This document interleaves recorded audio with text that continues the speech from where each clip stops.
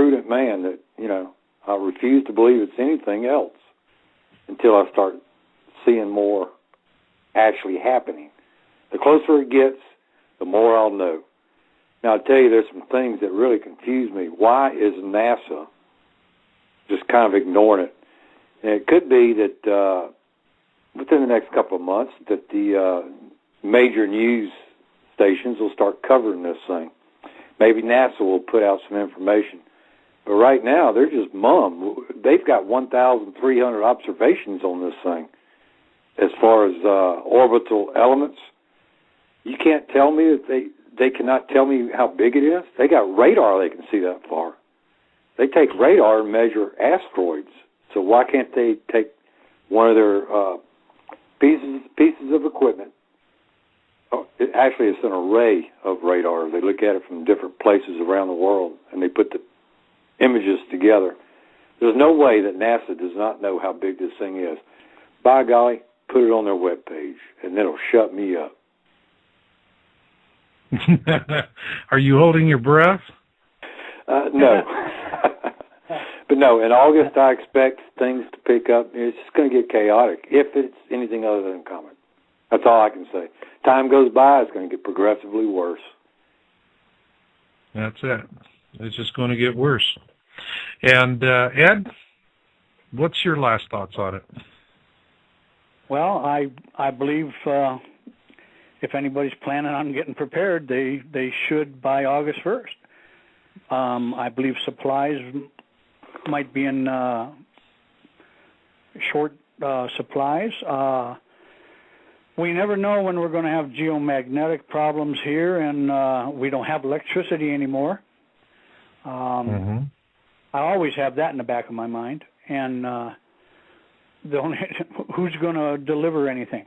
And only thing you're going to get is if you can walk to a store and get it and carry it home. And when it's gone, it's gone. So if you haven't prepared in advance, you're going to do without. Originally we were thinking December 21st, 2012 on this. And I know Terral mentioned earlier about October 28th, 2011, which was one of the theories of when the Mayan calendar ends. And maybe they faked us out, and it is 2011. And I think August is going to start getting,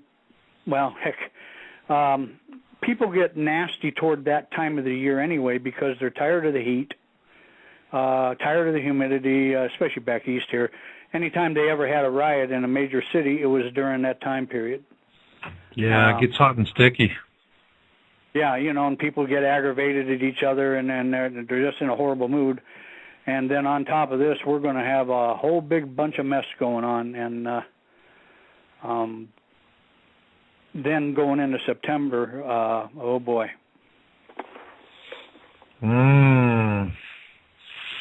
Yeah. So the timing is basically this is the summer. And Terral. Yes, sir. Take us to August and September, and okay. frankly, the rest of this year. And move us through that, because I think we've gotten the point across to everybody. If you get it and want to get through it, start getting your stuff. Get squared away. August is an exciting month. If you're for watching this object, you're at Earth orbit around August 1st. Around August 18th, you're already at Venus orbit, and at the end of the month, you're at Mercury orbit. So this thing is really moving. Okay, the Earth is swinging around. The Earth is swinging around on the far side. All these umbilicals, all these magnetic portals are shrinking, giving this object the ability to influence our planet even more. So you got this is the month that I'm on the move to get to where I'm going. The solar storms are getting much worse by this time. You have perigee 9/11. The 19th is the day that the dwarf star is equidistant from the sun and the Earth at only 0.523 AU from the Earth, leading up to the September 26th alignment. That's whenever the object comes directly right on the plane between the sun and the Earth. That's when we expect the pole shift to happen. See, the pole shift What actually happens is, this is like a giant magnet coming in and taking polarity control from the sun. What happens is, the North Pole is the pole that's moving the most. When you look at the two poles, the North Pole is moving the most, telling us that the North Pole of this object is repelling our North Pole. That tells me that the North Pole is going to be facing directly away, not flip, not turn 90 degrees, but the northern hemisphere is going to be pointing away from the two stars, giving us over a week of night. The southern hemisphere is going to be exposed to the storms, the northern hemisphere is going to be protected. And that's why the prophecies, in my opinion, are all written to the peoples of the northern hemisphere. And then on October 2nd is the next major. The dwarf star crosses Venus orbit again at only 0.316 AU from the Earth. October 17th is the day that this object is only 0.232 away, or 21 million miles. That's the nearest point in the encounter. Now, a lot of people are talking about, well, we're going to go through the tail then because they're thinking comet, but this is not a comet. It has orbitals. But whenever you run the charts, and you draw all the orbits, and you see where they all cross, the chances of one of these objects striking us is very, very remote. The chances are that we're going to be affected gravitationally and magnetically severely, but we're not actually going to be hit by one of these objects. Then on November the 14th, the dwarf star crosses the Mars orbit at 0.46 away. By this time, this object is climbing high above the plane, so an alignment is not as severe whenever it's not an exact alignment. And then on November 22nd is the final alignment, the third alignment on my chart, and it's only 0.58 away, but it's high above the plane. So I do expect something to happen like March the 11th, a similar event like Japan, a similar event because this object is going to be so close. And then this object begins orbiting outside of our we'll be able to come out of our caves by then. The reverse pole shift takes place because what happens is the sun regains polarity control from this object. This object, when it's directly in position between us, is going to gain polarity control and cause that to flip backwards. But then as it moves away, then the sun is going to regain the polarity. And I believe the magnetic pole that we have now is going to be very similar to where it is right now, so that the Earth is going to flip back north and south, pretty close to where we are now. However, this thing has a deep gravity well and is going to lead us in orbit. It's going to pass us in front, which means our orbit could speed up and cause our year to become shorter from this event, maybe back to 360 days rather than 365, like in the ancient times. Yeah, well, I mean, that's it's interesting you mention that because the formation, the Avebury 2008 formation, I document in my book, Crossing the Cusp, shows this object coming in about the place where you say it is going to be seen and doing its worst to us.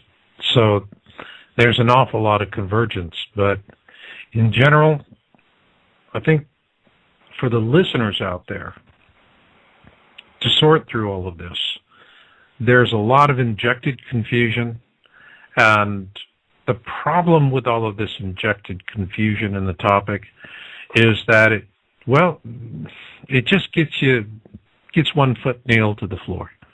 And then you wonder why you keep seeing the same scenery, because you're not going anywhere. And chewing through it and trying to get to the heart of the matter, well, it's like going down a muddy country road. You get your tire caught in a rut, and sure enough, boy, you're spinning the wheels and the engine's going roar and you're burning gas and you really think you're doing something. But the fact is, you're not going anywhere. You're still in the rut. And the best way to deal with that road is to get down it, not to get stuck in it. And there's one message that's come through from everybody on this panel, is that it's time to get out of the rut. It's time to get on down the road and get yourself prepared. And I think that is the real big message. And I would invite those of you listening in, you can go to planetxtownhall.com and scroll way on down to where you see Marshall Masters in the headings. And under there, I have a topic that is for this Comet Elenin research team. We're going to continue to follow it. And we're not planning to do scheduled shows because this is really a research effort. This is an independent group of guys, and we're just sorting through all of this information and sharing it with you. And you've got to decide what you're going to do about it. And that's the final analysis on that. And as things develop, as the story develops, we'll come on and we're going to do more of these shows. This is going to be an ongoing series, but we're not going to schedule it, because the minute you schedule it, that's entertainment. And we're not about entertainment here, folks. We are about survival. And so with that, a last thought from each of you. And Ed, you first. Well, may I ask one quick question of Terral? Sure. Sure. Because none of us brought it up, but with the pole shift and things like that, do you expect tectonic plate shift? Absolutely. The magma is heating up now, gradually, but as this thing gets closer and closer, the magma is going to really, really heat up, and the tectonic, the harmonics you have now is the magma is finding equilibrium, and so the entire Yellowstone caldera is rising. The entire caldera is rising. And what's happening is the tectonic plates are going to begin floating. And the Earth is actually growing. And then this thing comes in and terraforms the whole thing. That's what's going to happen. Now, do you believe the Schumann resonance has something to do with this also? You would have to bring me up to speed. The frequency of our Earth, basically, the best way to put it, the resonant frequency. I guess they call it the Schumann resonance. I know it was at 8 hertz a few years ago, and we've gained about 50% on that, which we start thinking differently, the way we operate. But Ed? I was wondering if you figured that might have something to do with it also. But those are symptoms. Those are symptoms of another star coming in, trying to make our planet a part of its solar system. So it's trying to wrestle polarity control from our sun. Okay, so yeah, we have tectonic movement to look forward to also then. Oh boy. Yeah, that's the way I felt about it also. Yeah. My last comments, Mr. Masters, would be I think people better stock up on food, water. Not a bad idea to find a way to filter water. They might want to plan on ways to cook food and heat themselves if there's no electricity. I think if I lived near a coastline, I might consider moving. An ocean coastline. If you live by a pond, no, But I think I'd get an escape route planned if I lived near the coastline, and use it when the time comes. Don't wait till the last minute. If you even have an inkling it's time, go. And otherwise you're going to get caught in the traffic. And then the last point I might make is, you hate to think about it, but the way things might get, people might want to start thinking about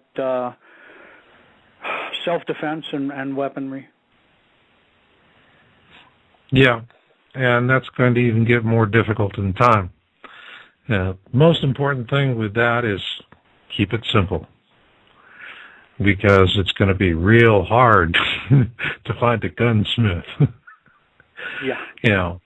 And just remember, it's the point of contact with the pistol or rifle. It's the caliber. You want something that's popular, and with whatever knife you're going to get, it's the edge. Everything else is accessory, but it's that edge. How well it